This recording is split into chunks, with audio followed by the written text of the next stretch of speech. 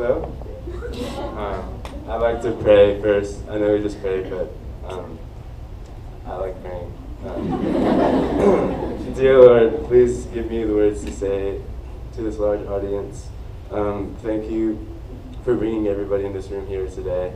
I know it was for a reason, maybe to hear me speak, maybe not, but Lord, please help us to grow closer to you today and to really pay attention and learn. And even if the three seniors speaking aren't that great, help us to find something new to learn and be able to further our relationship with you today. In Jesus' name I pray. Amen. Okay. Well, my name is Meron. I'm a senior at Clark High School this year. Yep, Clown Coots. And so my story starts off in New Jersey. I was born in New Jersey and moved to San Antonio when I was 3 years old. I have one older brother. He's pretty cool. Growing up, I noticed something strange about my dad. Just whenever I'd go over to my friend's house, I'd see that other people, their dads would like play catch with them and stuff like that, but my dad never did that, and I started to wonder like, what's up with that? Like, why doesn't my dad play catch with me and stuff like that?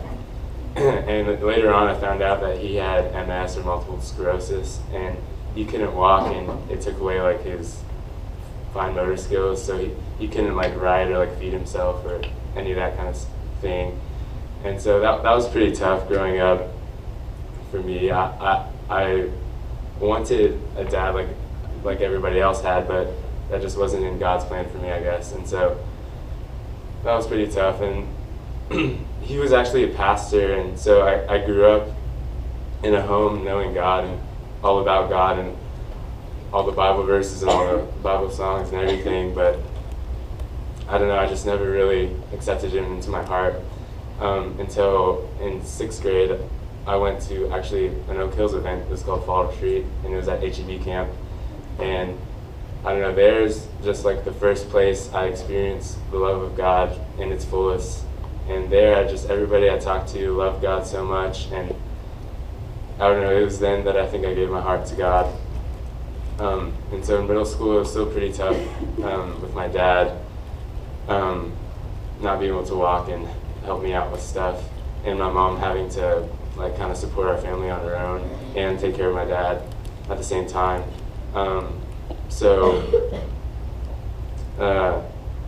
In middle school, I kind of told some people about it, but I still was kind of embarrassed to tell them. And I don't know, I guess God just gave me the strength to be able to tell people about it. And in 8th grade, Luke and me and another one of our friends came to another Oak Hills event, Friday Night Lights. And my mom came to pick us up and take us home. But on our way back, we got into an accident. The next thing I remember is waking up in a hospital bed.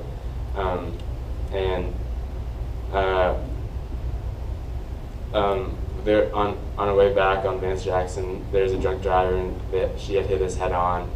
And I was in the front seat, and Luke and our other friend were in the back seat. And my mom didn't make it, and I don't remember anything. I had a concussion. Yeah, her life was taken that night, and that was in 8th grade. And I just thought, wow, it was like my whole world came tumbling down. And but through the accident, I was able to grow closer to God. And the way I saw it at the time of the accident, I had one of two choices. It was either to push God away and close the door on him, or to see that this was an event that could bring me closer to him. And this verse really helped me out a lot. It's James 1, verses 2 and 3. It says, "Consider it pure joy, my brothers, whenever you face trials of many kinds, because you know that the testing of your faith develops perseverance. Perseverance must finish its work so that you may be mature and complete, not lacking anything." I knew other people had it worse than me, but it seemed like that wasn't the case at the time. And with my dad being disabled and now my mom gone, I did feel a little bit of anger towards God, and I did feel like this wasn't fair, that my life wasn't fair, that I didn't deserve this. But I guess I had like a little voice in the back of my head saying, well, you don't even deserve to be alive. God sent his one and only son to die for you on the cross, because not because he wasn't perfect, but because I'm not perfect. And that just spoke volumes to me, and brought me through that struggle.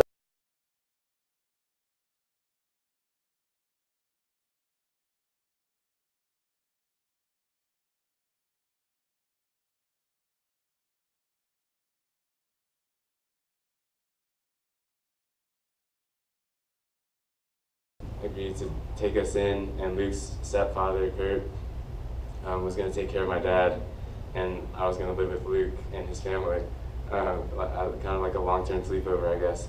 And so, so that happened, and just looking back at it, that was such a huge blessing, and Luke and I have become really close, and I know and it just shows that God provides. And so, in high school, going from middle school to high school is already a big transition in and of itself, but going into high school and living with a different family and having my mom not there anymore, all of this seemed to be quite a bit to deal with. And so I guess I started looking for security and acceptance in different things.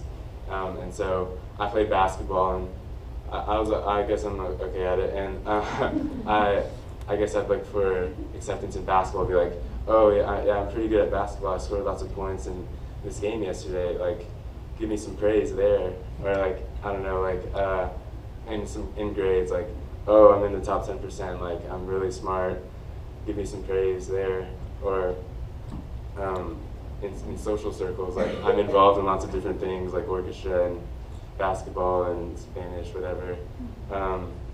Give me some praise there. I'm well-rounded, but God just told me over and over again, like, no. So I want to read a verse I heard at camp. It's 1 Corinthians 10:13.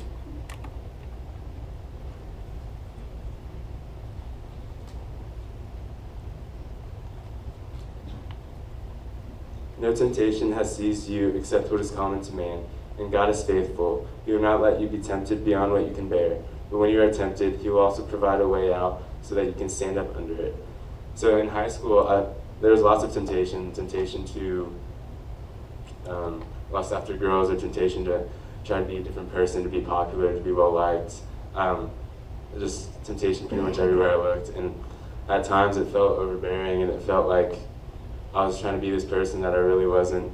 And this verse kind of brought me back to the path I guess God had for me, and showed me that what you're going through isn't abnormal, it isn't strange. Other people are going through the same exact thing you are, and that just really struck home with me, I guess. And so I guess throughout high school it was pretty good. I mean, I made pretty good grades, and I still played basketball, and I was involved in a lot of different things, but I guess it was just a struggle, as it is with most people, to be able to conquer these temptations all the time.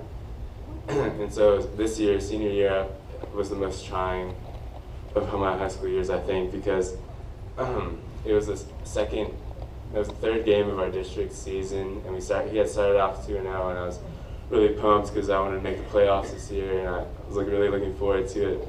But we were playing John Jay. It was actually over winter break, and I was guarding their point guard, and I was playing defense, and then it was just something I'd done a million times, just changed direction, and I just planted my left foot, and my knee kept going, and I tore my ACL, and I was out for the season. And I was just really devastated about that, and I knew right away that it was bad and that I wouldn't be able to play for the rest of the season. So I don't know. I'd say I was pretty angry at God then, but I don't know. That's just, I think I had a plan for myself all pictured in my head that I'd play the rest of the season. We'd go to playoffs. I'd have lots of fun, and I'd keep kind of putting God on the back burner and not putting Him first in my life. And I think God's way of showing me or telling me that that wasn't okay was the injury or whatever the case may be. And so that wasn't easy to deal with, but again, I looked at James 1, 2, and 3, and where it said, "Consider it pure joy when you face trials of many kind." And I think God has put these struggles in my life to not to push me further away from Him, but to bring me closer to Him. And without these struggles, I know I wouldn't be where I am today. I wouldn't be speaking here where I am today. And so that was pretty tough to deal with. But then college admissions was also pretty tough. I really had my heart set on going to UT Austin, and I didn't really put too much effort into my application because I thought my grades were good enough and I was well-rounded and whatever baloney I believed. And so, but I ended up not getting in, and I was just so devastated. But I'm thankful I'm going to A&M, Gig'em. But I was just so devastated. I was like, God, how can you? What the heck are you doing? Like, I don't know. Yeah, like I was so upset, but I realized that I had my plan. I had my plan in mind, not giving it up to God and being like, use me for whatever you wanted to do.